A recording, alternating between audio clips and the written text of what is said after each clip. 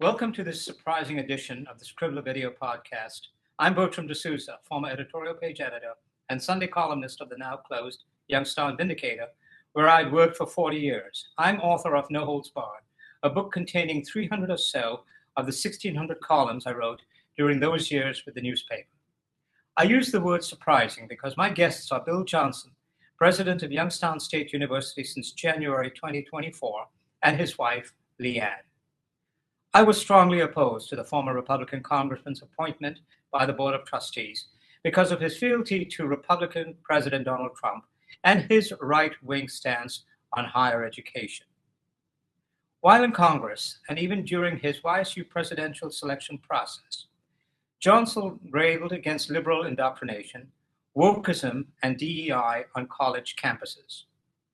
Thus, the question: has the leader of YSU uncovered any evidence to support his contention that students are being brainwashed by liberal faculty and that diversity, equity, inclusion programs are destroying America's colleges and universities?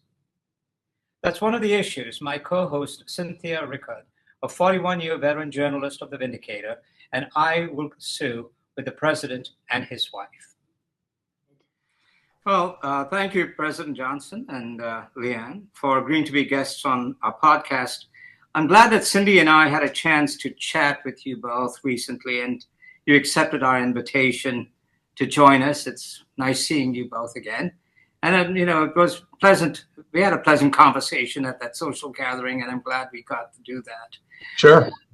Before we delve into your 16 months as president and you as Bill says, the First Lady of YSU, could you give us an update on the 14 international students whose visas were revoked by the Trump administration and then reinstated?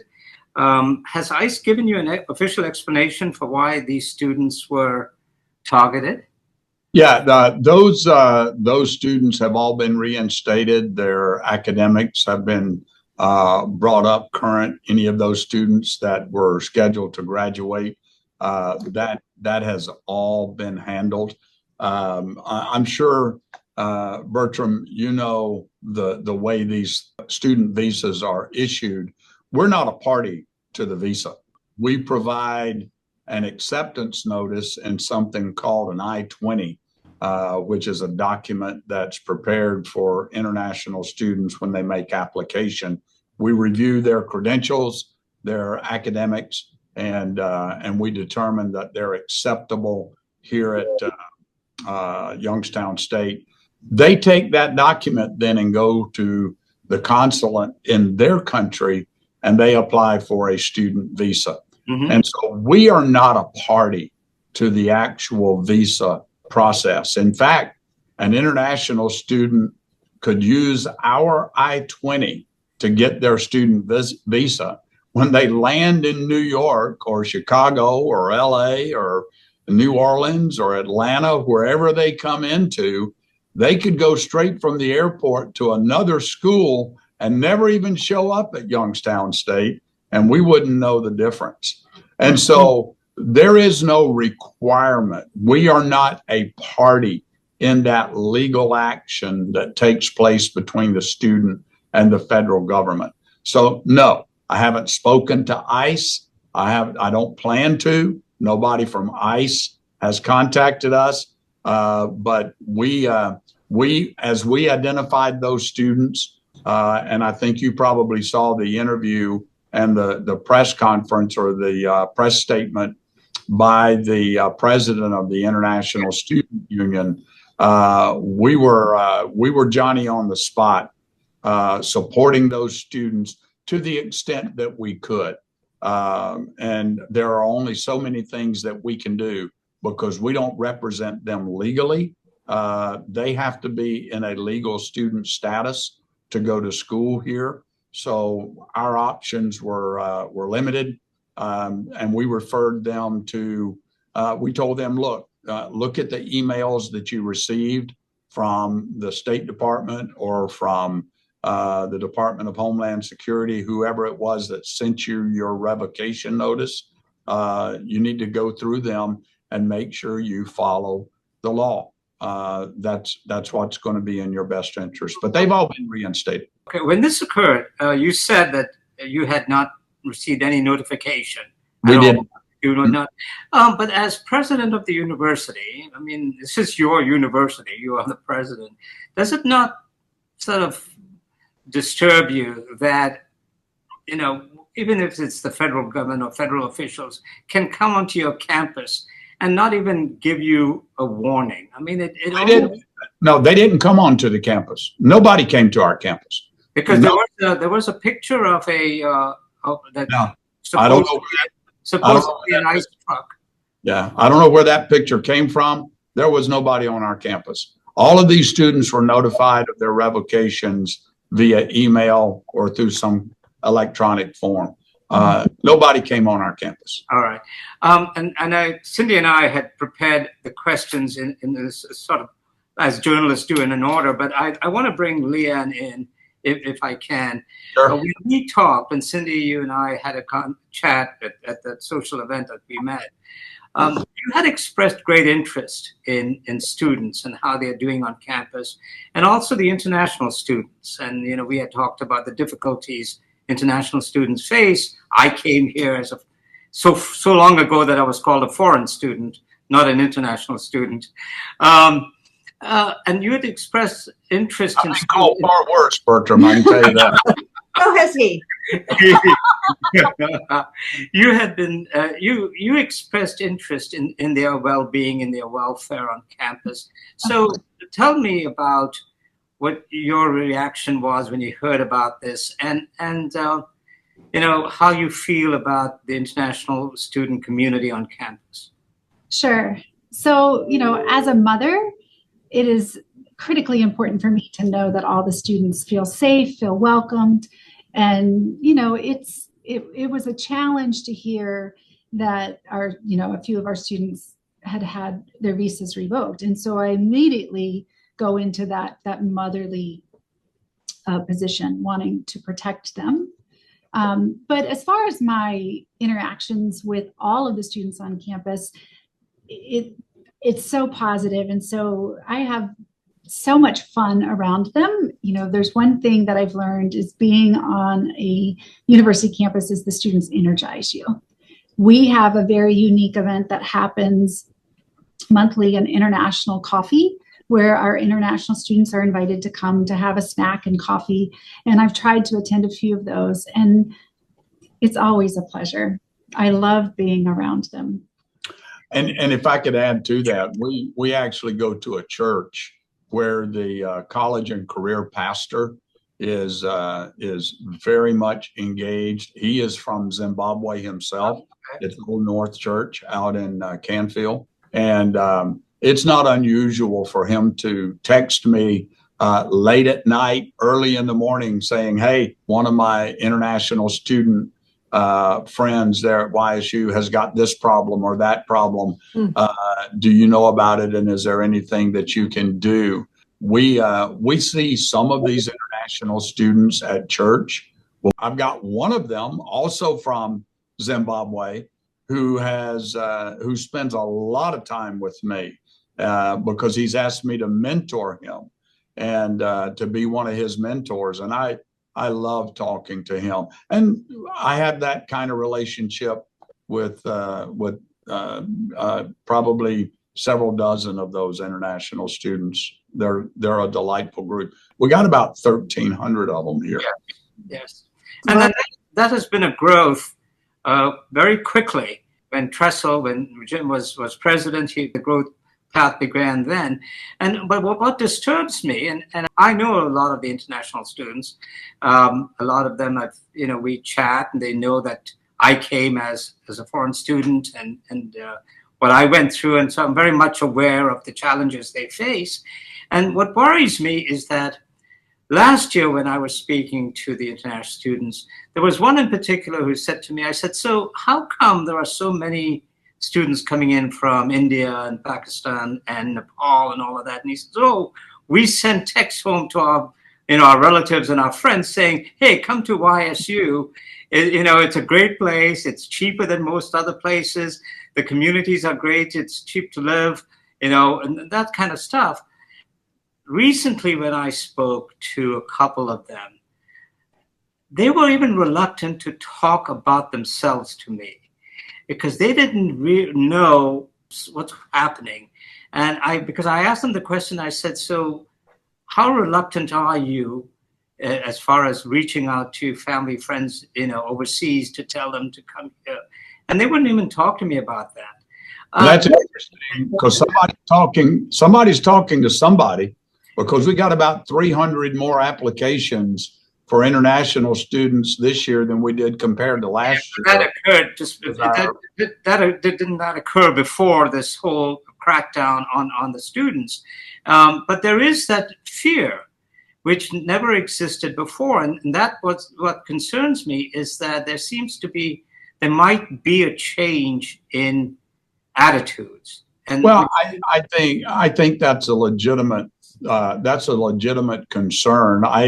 I had that same concern because it's not just Youngstown State that had students have their visas revoked. It was universities all across the country.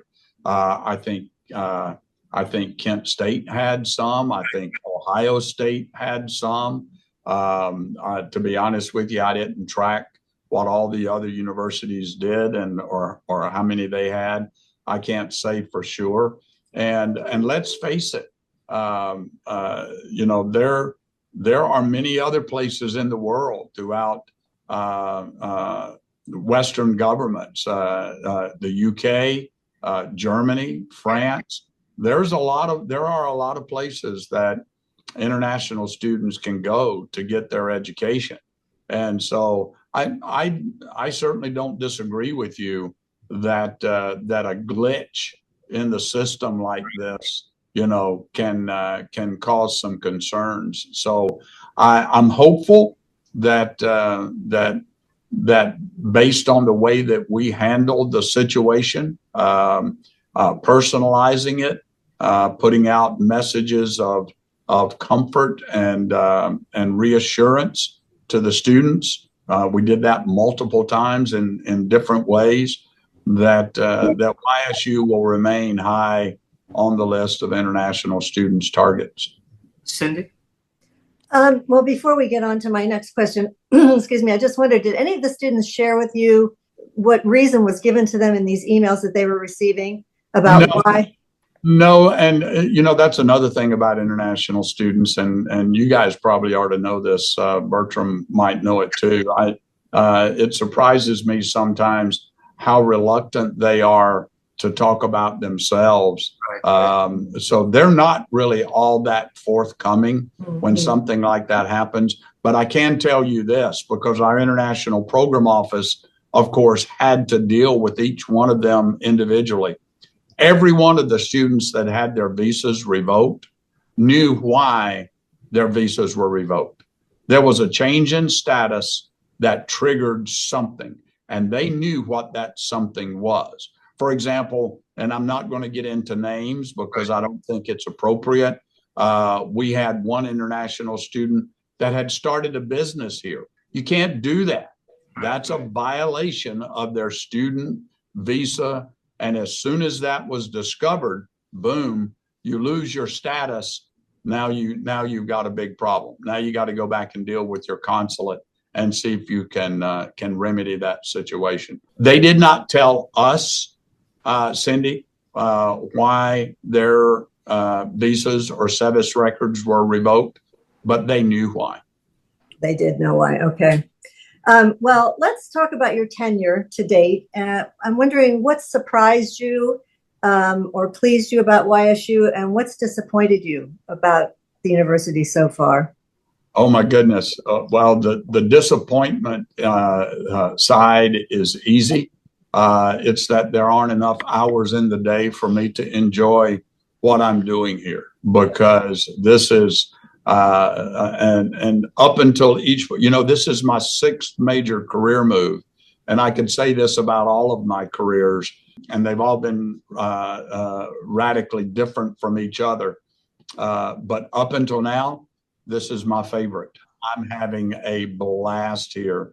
And what has surprised me the most is how higher education is managed and funded in the state. I'd never dug into that before. We get about 25% of our funding from the state. The other 75% comes through tuition, and that tuition, especially at a school like Youngstown State, where we have a lot of first-generation students, low-income students. So you've got a lot of students that qualify for Pell Grants. Some 40% of our students qualify. So you've got a lot of students that are on federal financial aid. Believe it or not, you've got a relatively low percentage of students that have to take out student loans here. And they don't leave the university with a huge student loan debt. So you got 25% from the state, you got 75% that comes from either federal financial aid or tuition that's paid by the parents or the students themselves in some form or fashion. And then the management of the universities, that the line of authority goes from the president to the board of trustees directly to the governor. It's not like at the federal level where the president has a cabinet and everything is divvied up into federal departments within the executive branch. You would have thought, I thought, that the Ohio Department of Higher Education would have been the governing agent over institutions of higher learning. Well, that is only loosely true. The Ohio Department of Higher Education doesn't hold all of the cards in their hands, because the Ohio Revised Code that set up this structure of higher education put the lines of authority from the governor to the board of trustees to the president. We don't go through a cabinet person for anything. The board operates under the authority through the appointment of the governor and confirmed by the Senate. That brings me to the question of, how do you feel about the elimination of the federal Department of Education? I agree with it. You do. Can you explain why? Absolutely, I can, because I don't think unelected bureaucrats in Washington should be making the rules by which people here in Ohio educate our young people. Let me give you the best analogy for that. When John F. Kennedy said we're going to go to the moon by the end of the decade, what year was that he said that? Do you remember? It was early 60s. I was a child. It was the early 60s. Not that old, Bill. Well, I was a young child too, but I remember this because I got excited by it. He said, we're going to go to the moon by the end of the decade. We didn't make it in a decade. We made it in 8 years. And in 1969, we landed a man on the moon. Do you know when the Department of Education was created in Washington, D.C.? In the 70s, was it? Mid-70s under the Carter administration. My point is, we know how to educate our young people in this country. Teachers, university officials, faculty, parents, we know how to read, write, and do arithmetic. We went from the first manned space flight going straight up and straight down in less than 10 years to being the first human on the face of the moon. And we did that from scratch. John F. Kennedy said, we're not doing these things because they're easy. We're doing them because they're hard, and we're going to learn a lot by doing so. And so I think we should take the money that is given to the Department of Education and give that money back to the states so that they can tailor their education to what their states need. Because, Cindy, I can guarantee you that young people in Youngstown, Ohio, have a much different education need than students who live in inner city Los Angeles, Chicago, New York, Atlanta, New Orleans, or wherever.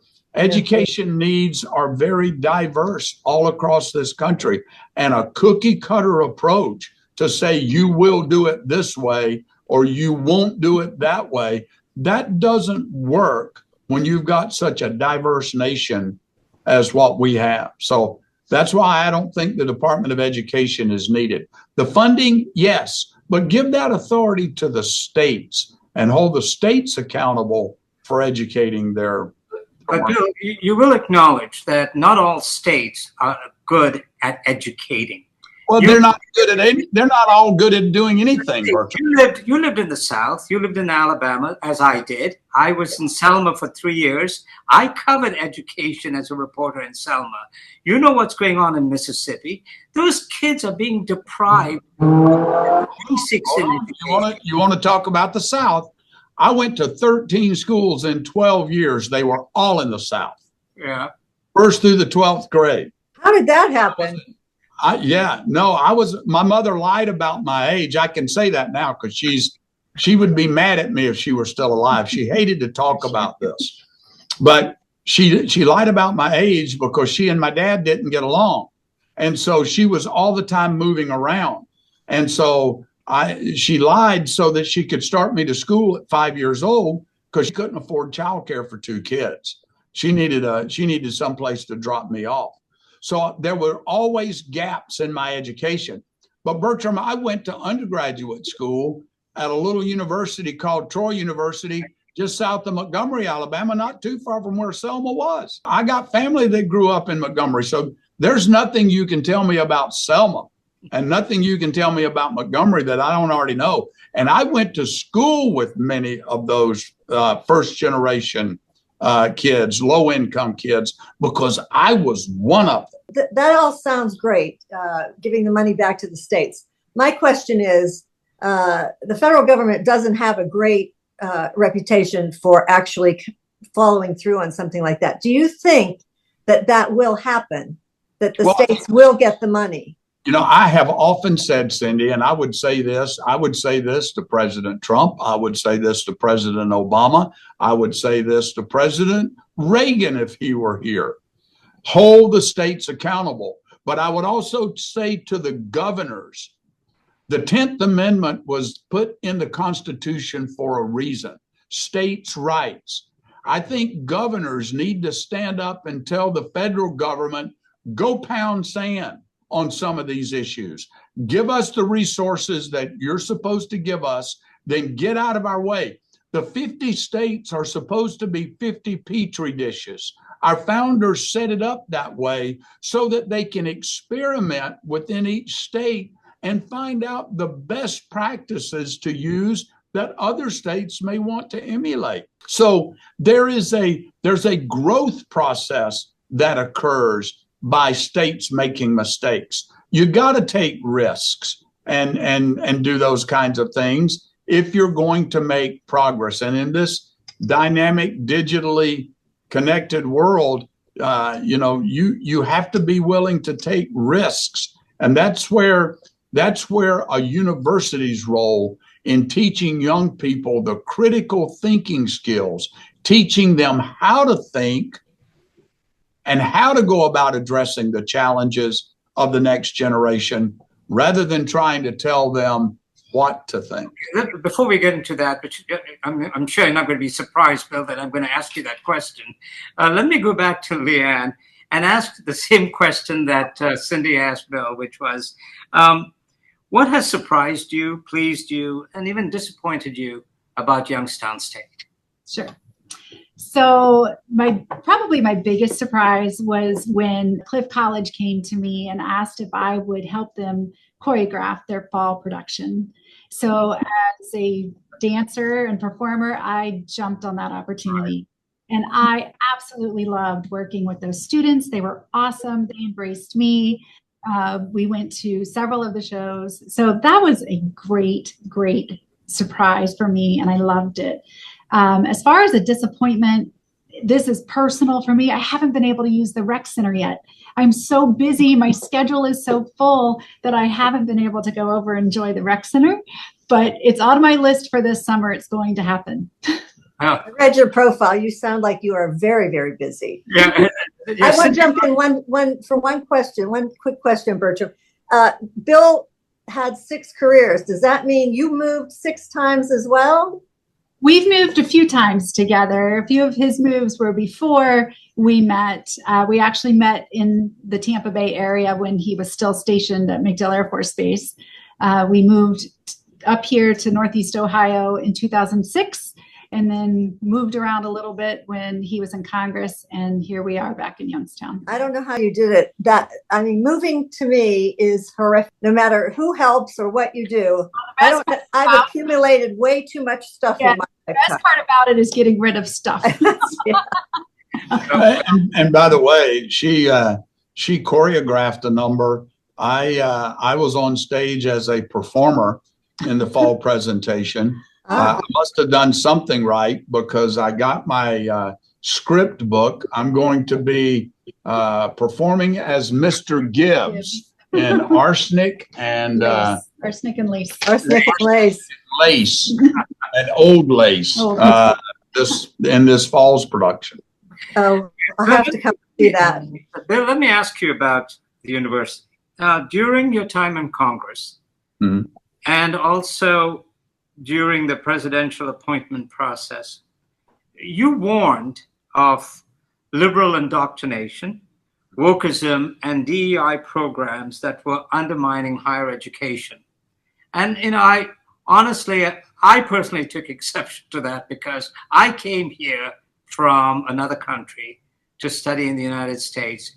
And when I went to the American consulate to get my visa, the consulate visa person knew I was going to be studying journalism, and he said, "You're going to the greatest country which has a free press, and you're going to the country that has one of the best university system because it is so free, because you'll be able to express." And I came from a dictatorship, so honestly, and this was great to hear. Yeah. But when you talked about liberal indoctrination, wokeism, and DEI programs undermining education, during your time at YSU, have you found any evidence on campus to support those warnings that you gave? I'm really pleased that for the most part, Youngstown State is a very conservative university. The people here that attend YSU come from families that are red, white, and blue to the core. Even the international students, Bertram, many of them like you. It's not lost on me that not only did you come to the United States to get your education, but you stayed. That's why we're doing. So you must like it here. He had no choice. He had no choice. So I can tell you that I have been very, very pleased with what's going on in the classroom. My belief is I think we're a diverse nation. We were founded on the principle of aggressive and robust immigration. Unless you're a native Indian from in your legacy here, unless your ancestors were on this continent when Columbus stepped off his boats, then your family came here from somewhere. Right. Your lineage is an immigrant, as were mine, as were Leanne's. She's German. I'm not sure what I am. Haven't ever figured that out. But I also believe in inclusion, and I believe our founding fathers believed in inclusion. That's why our founding documents talk about all men being created equal, and the First Amendment of the Constitution guaranteeing every citizen in the United States those individual freedoms and liberties to enjoy, and the ability to pursue the American dream on their own terms. And so I'm grateful that here at YSU, our faculty does a good job of critical thinking, teaching critical thinking, and letting students debate all sides of the issues. Okay. I don't think we have to hide from controversial issues. I just think that professors and faculty have to play fair in the sandbox and allow both sides of an issue to be discussed, whatever that is. If you're going to allow the issue to be discussed in your classroom, then then you should be willing to allow both sides of that issue to be discussed. But why has, for example, DEI become such a lightning rod for conservatives in this country, and for the Republicans led by Donald Trump? I look at Leanne and I see diversity, I see equity, and I see inclusion. I mean, and the same thing with Cindy, who was a veteran journalist, was an editor at The Vindicator. The publisher of The Vindicator, a female. I had no problem working for her. I mean, we became very good friends in the 40 years I worked at the paper. Why is that necessary? I think there's probably a lot of confusion about what what DEI started out as and what it ended up being when it started raising so many concerns. I can tell you that there's a big difference between the word equity and the word equal opportunity. The Constitution of the United States guarantees every American citizen the equal opportunity to pursue their own dreams and ambitions. The word equity, if you've got 10 people in a room and you're determined to implement equity among those 10 people, you're going to find something that one of them doesn't have that one of the others do have. And in order to make that equity, you're going to have to take from one to give to the other. That's not what the American system was founded to be. That's why the Supreme Court has made the rulings that it has, that race, color, and national origin shall not be considered in scholarships and in hiring decisions. That's because that's not a merit-based system. Some people don't like that, but that's not the way the Constitution works. But you will agree that it hasn't always been, and even today hasn't always been, a level playing field for everyone. I'm not being insulting when I say this, but after almost 50 years as a journalist, I have come to the conclusion that being white in America is in and of itself an affirmative condition. I have dealt with white males who have gotten to the top not because they're the best and the brightest. And so there has to be something done.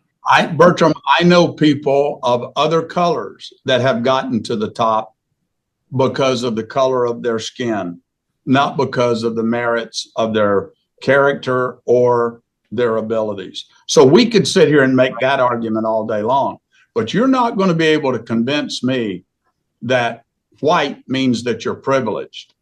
I came from a two-wheel wagon rut mule farm. I earned everything I got. I went to those 13 schools in 12 years, suffered through gaps in my education, joined the Air Force because I didn't think I was college material, didn't find my level of confidence until I came under the mentorship of some strong leaders, some of those African-American leaders and female leaders that I worked for in the Air Force. Did our nation make some mistakes at the beginning? Absolutely, we did. You go read the book by David Stewart called The Summer of 1787. He talks about the difficulties of getting the Constitution written and the issue of slavery and the role that played. We are not a perfect nation. We did not start out perfect. That's why our founders talked about in order to build a more perfect union. It is a learning experience. And about every 100 years, we've gone through this transition where we have to come to grips with that issue again and again and again. But I think that there has been an attempt, honest attempt by our system, undergirded by the rule of law formulated in the Constitution, to provide a level playing field of opportunity for every American, regardless of their race. So I am not going to subscribe with you that white means that you're privileged in this country. I know a lot of poor white people. I represented a lot of poor white people in Appalachia. So yeah, I wasn't talking about the socio-economic condition. What I was talking about was the workplace. And I've worked for editors who should not have been editors. And I'm sure Leanne has worked for bosses, male bosses who shouldn't have been her bosses. I work for a lot of bosses that shouldn't have been bosses. Cindy, do you want to talk about SB1 now? So the faculty union at YSU is apparently leading this charge against the Republican effort against higher education in Ohio. The union's seeking a voter referendum on Senate Bill 1, which was passed by the GOP majority in the General Assembly and signed into law by Governor DeWine. As president of YSU, do you agree with the provisions of the law that, among other things, prohibits strikes by faculty in Ohio's public universities and colleges, eliminates the DEI programs that we've just been talking about, undermines faculty tenure, and clamps down on free speech? It doesn't matter whether I agree with it or not, Cindy. I'm not in the legislature. We don't make the law here at YSU. We comply with the law. That's the way the lines of authority work, from the president to the board to the governor.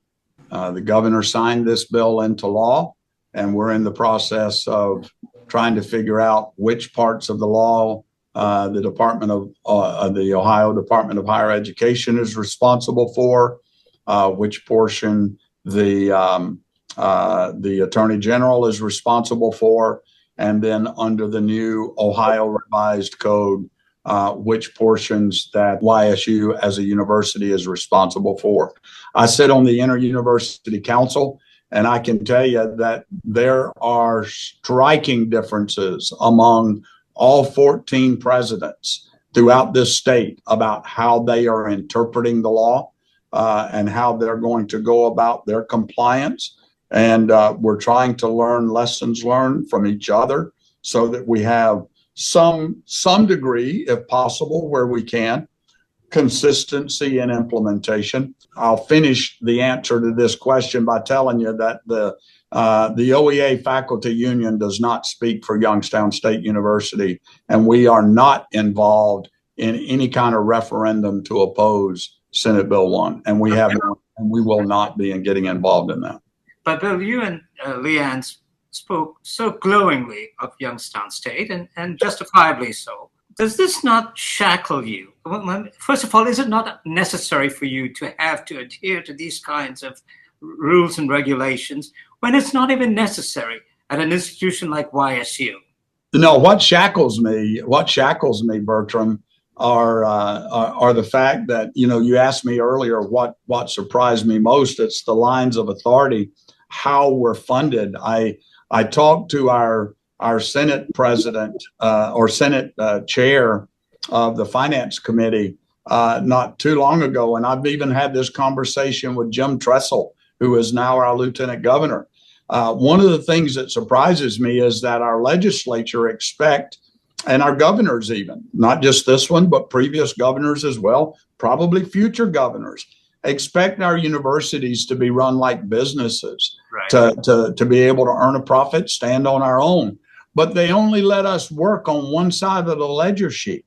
They control how much money we get through state share of instruction, through our capital budgets. They control how much we can charge for tuition. That's set in government regulations, policy, and law within the Ohio Revised Code. So when, as president of a university, if I were the president of a company, I could look at both the expense and the revenue side. And if I wanted to charge more for a product in order to balance the expense of that product, I could do that. Or if I wanted to cut a product in order to make my expenses and my revenues balance, I could do that. But in higher ed, the only side of the ledger sheet that we really have any influence over is the expense side. We're constantly asked to do more with less, justify the return on investment for higher education. So no, I do not feel shackled at all by Senate Bill 1. It is, and maybe because of my military background, maybe it's because of my time in Congress. I'm a compliant, rule following kind of guy. My wife does not let me get up from the table without picking up my dishes and pushing my chair in. And so I've learned over time to do that. And so I'm just looking at the law from that perspective, and I'll let the legislature do what the legislature's job is, and the governor's job. I'll do mine. We're going to comply with the law. I'm glad you expressed that sentiment about how universities and colleges, public universities and colleges, are not free to do what they want, and as you have explained it. And the Vindicator, when we were publishing, long railed against what's going on, especially how it affects, universities like Youngstown State, where you have a very specific kind of student body. You have a lot of first-time college goers. You have students with, socioeconomic problems. There are things, remediation is a reality, but you don't get money for remediation from the state, where you have to. And so, yeah, you should be able to decide and fund the university as you see fit and as necessary. As the market would bear. And that's the problem. The problem is you're being told from Columbus, what you can and cannot get, and the formula they use benefits the larger institutions, unfortunately. Bill, but given that you were a legislator for a great deal of your career, did the local legislators, anyone not call you for any kind of advice when they were crafting this bill or trying to pass it? No, I left politics behind on January 22nd of 2024. That's the commitment that I made to the board. That's the commitment that I made to the people that I work with here at Youngstown State University. I'm just wondering, not as a legislator, but as a university president, given that they were affecting what was going to be happening at these universities, I wondered if they weren't seeking advice from not just you, but other university presidents. Quite honestly, no. Nobody called me and asked me my advice. I'm not telling you we didn't have conversations about the legislation as it was moving through, but no, nobody called me and asked me my advice, because quite honestly, I don't think it would have mattered all that much. Had they asked your advice, and had you seen the SB1 as it is written, what would your reaction been? I'm not going to deal with the hypothetical, Bertram. I'm not going to fall for that trap. I've known you long enough to know that you wouldn't do that. I could see that sly smile coming. People don't realize. I saw you pulling the lever to the trap door. People don't realize that you and I have known each other since you first ran for politics. So, Leanne, let me come to you about YSU. And we talked about the student body. We talked about the kinds of students, and a lot of them come from, and as Bill has talked about his own background, not necessarily poverty-ridden, but hardship. And what kind of programs do you think are addressing those kinds of concerns, and how are you involved in that? Well, I've been a longtime advocate for children to have an opportunity to be successful. Talk about imagination, library, and Appalachian children. That's my passion. I think all the children in our region, I come from Appalachia. I'm originally from a little town called Belpre that's down on the river. And some of these children don't have any idea that they could go to college. So I have fought passionately for that. One of the organizations that I'm involved with is the Dolly Parton Imaginations Library of Ohio. I think our children have to know how to read. How will we ever educate them if they don't know how to read? And it's unfortunate, but we have students here that come here and are challenged. I was going to ask you that. Is that a problem at YSU with the incoming students? No, I can tell them about the science of reading and what the governor's done with that here, Well, and how we lead on that. So it's really fascinating. You know, Governor DeWine put a mandate forward, I believe, in the spring of 23 that our educators public school educators would switch back to the science of reading. What is the science of reading? It's how we learned. It's phonics. Instead of sight words, children are going to learn how to sound out words. Well, YSU had made that decision years ago. So our College of Education was already teaching our educators the science of reading, which is, you know, that's amazing to know that YSU was out in front of that. Yeah. I will tell you, I am always surprised by how resourceful our students are. They find a way and they help one another. And we have the most amazing student workers here on campus. And if they're not working on campus, they're probably working at one of the coffee shops around town. They are so resourceful. I am the only person in my entire family that has a college education. And I'm currently in grad school here at YSU. Oh. I'm in the MBA program. And every day there's students in my class that are much older than me, and there are students that are much younger than me. And all of them are amazing. Our professors are fantastic. They're approachable. They're easy to get in touch with. And I'm finding my learning experience to be fantastic here.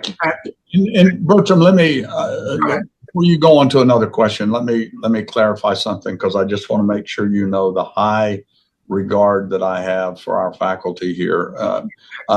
I absolutely support the constitutional right of our faculty and our faculty union to express their voice of opposition on Senate Bill 1.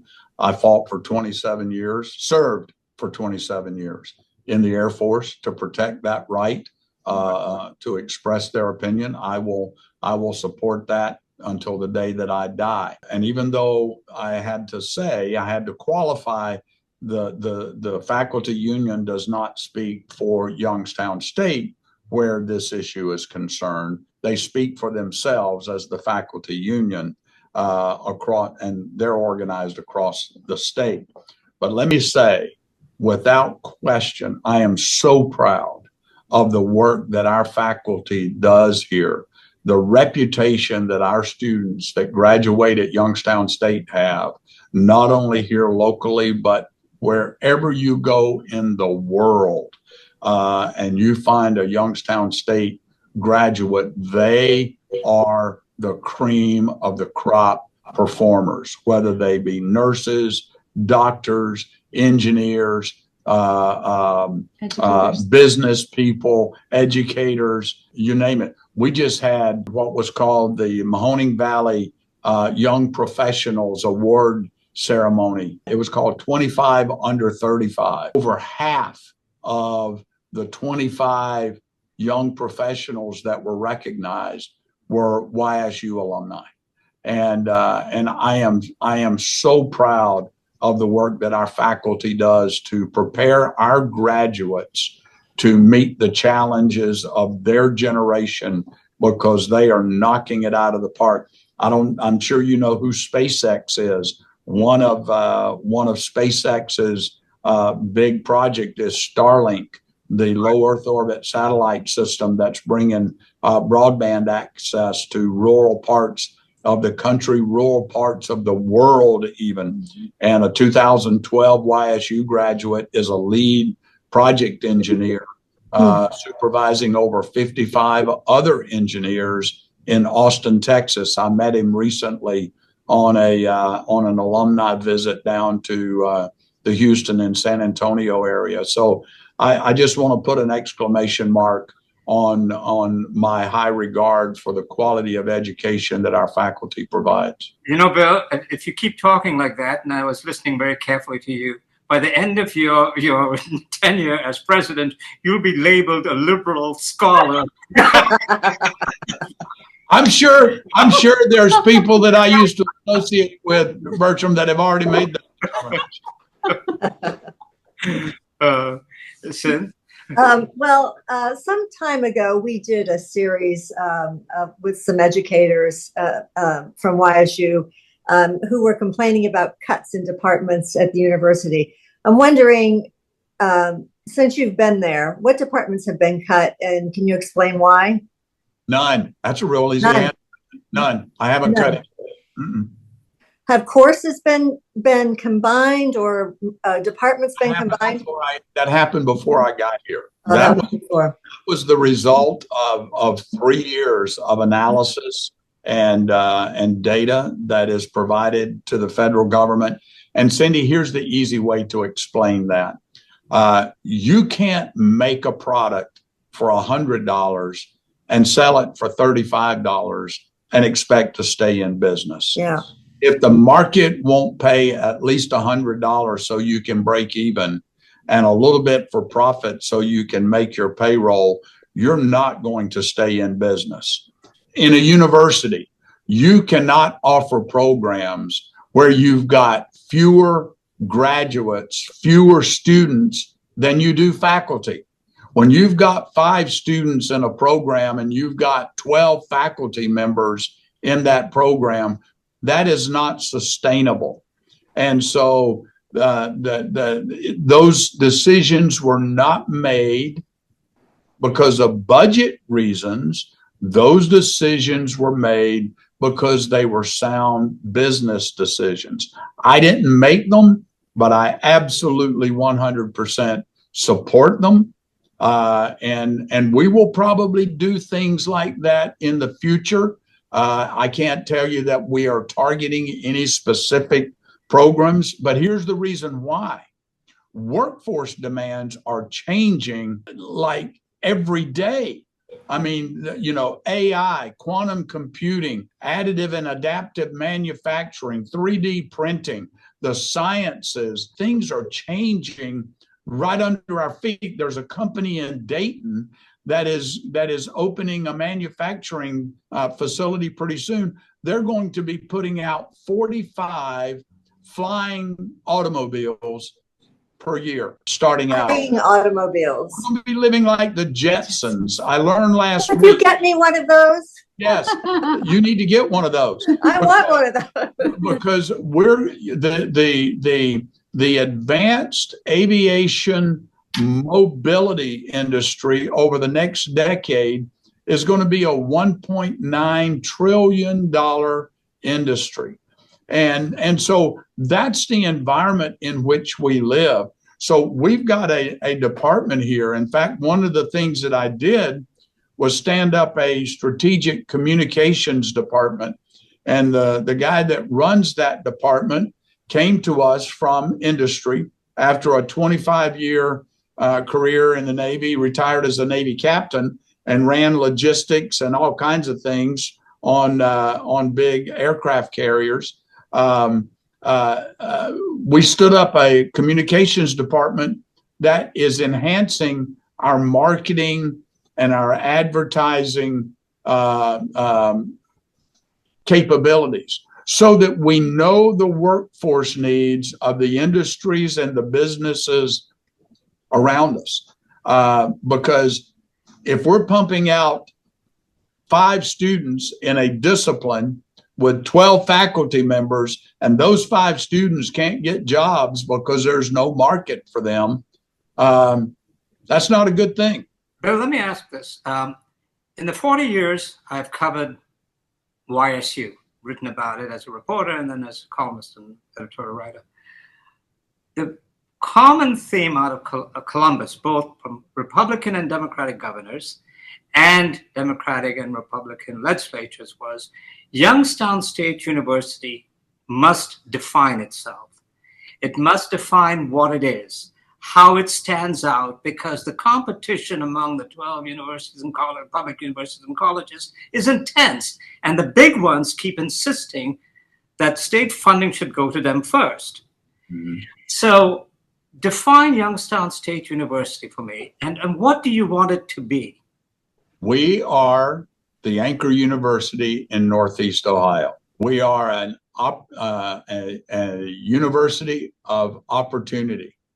where we inspire individuals, enhance their future, and enrich their lives. That's our vision statement, and that's what we do in spades. It's interesting that you should say that, and I agree with you that those other universities say that. Do you know what happens when Ohio State Medical School sees Youngstown State applicants in their candidate file? They go to the top of the list because Youngstown State students perform better in Ohio State's medical school and dental school and law school than their own undergraduate students do. The quality of education is what defines Youngstown State University. It is our new theme. Know why. Know why you're here. You're here because this is where you're going to get the best education to pursue your version of the American dream on your own terms. But does that know why also apply to the administration, to faculty, and to staff? Absolutely.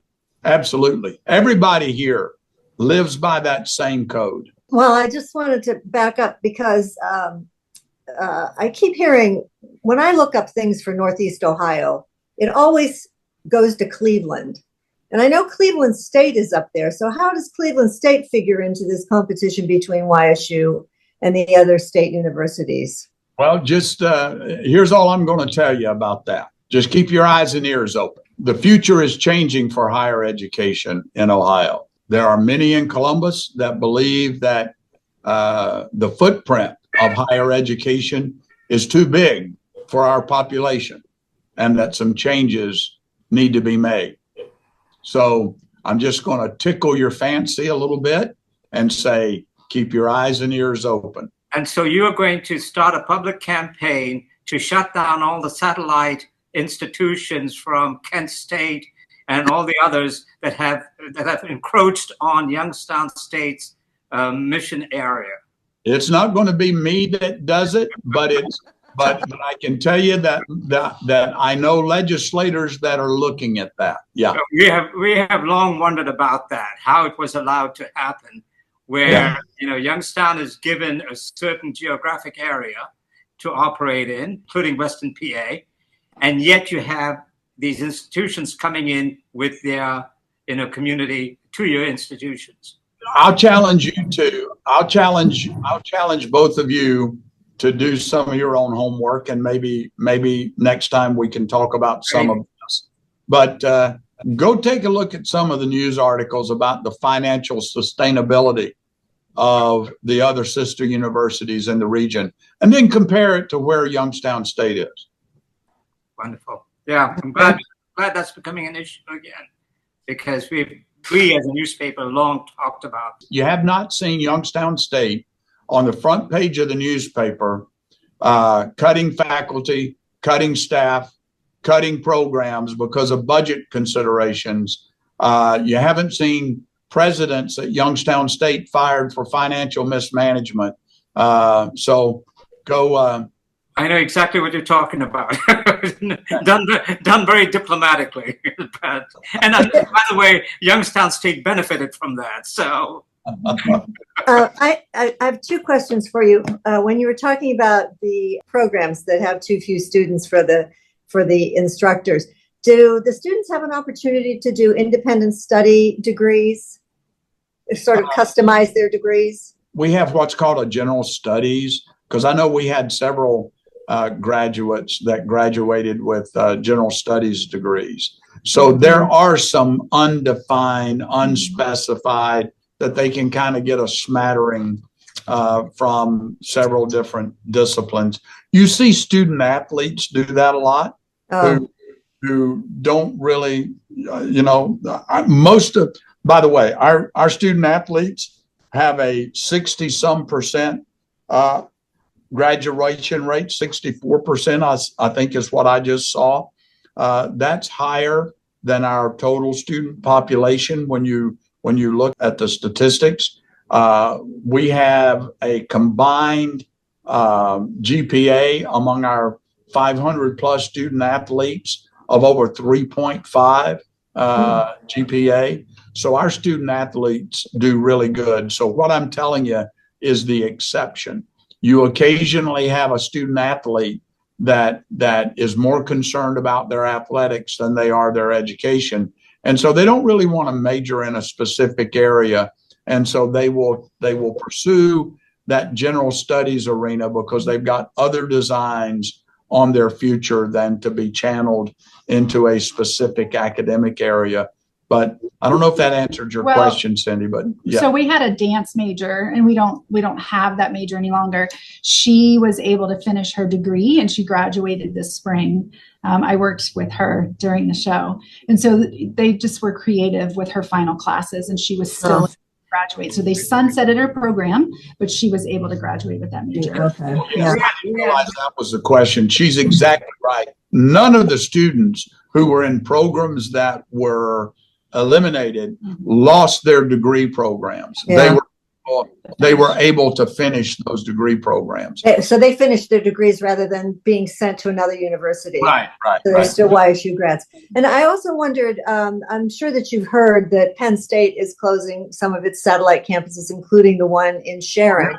Watch for our press release. We're coming out. We're going out. I was just, do you think you're going to get an influx of students coming over the border?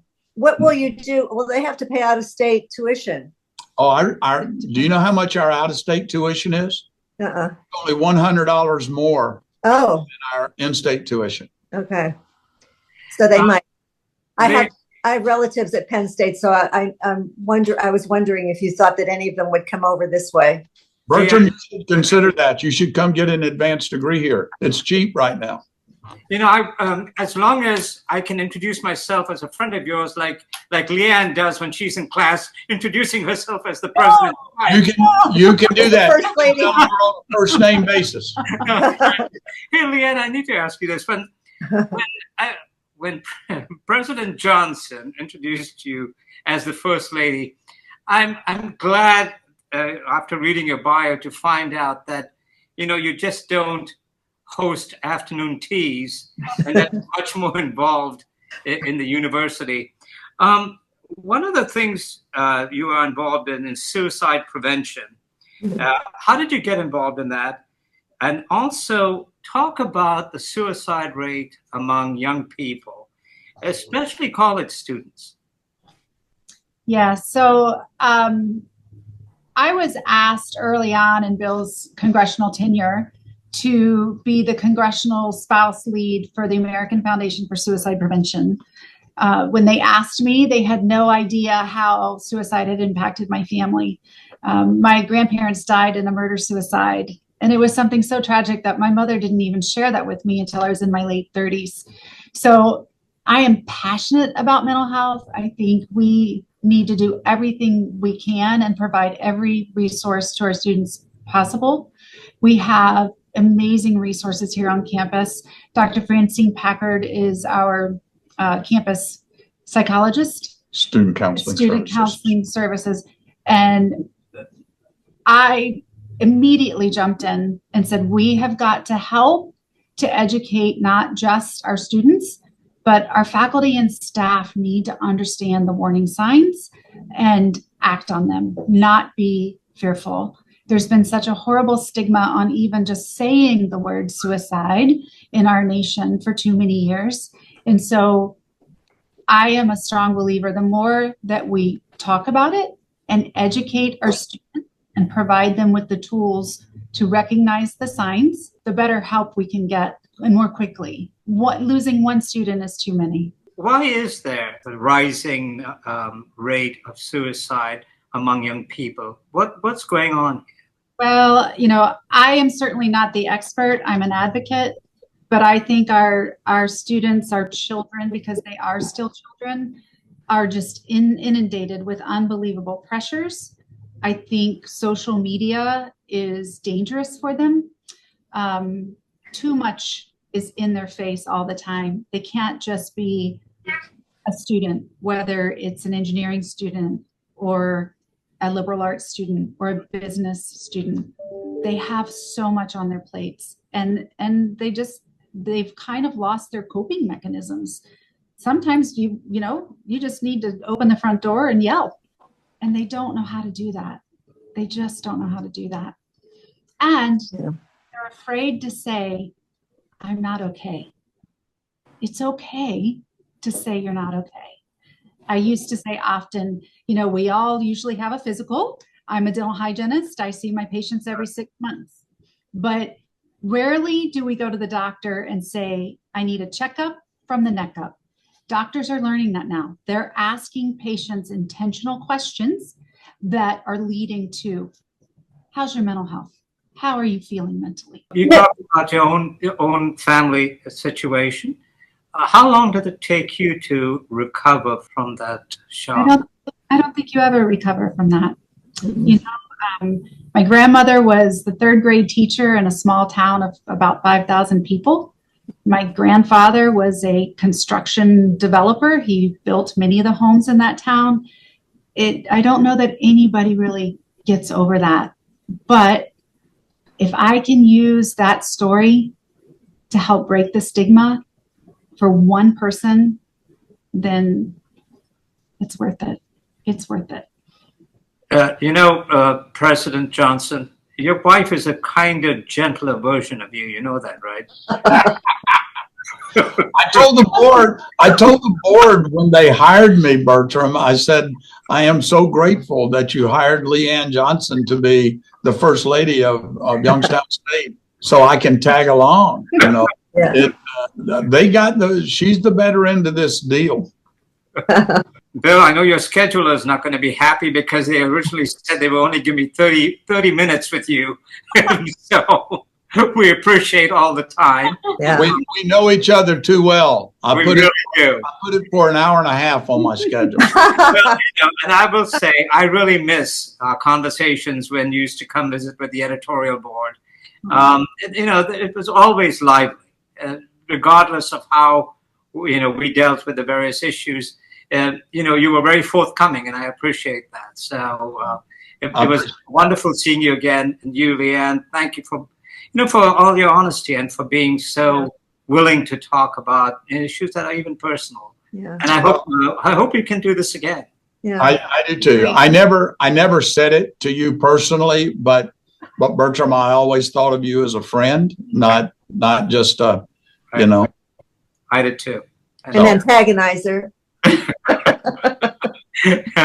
We'll talk soon. Thank you both. Wonderful. All right. Thanks so much. It was good to see you.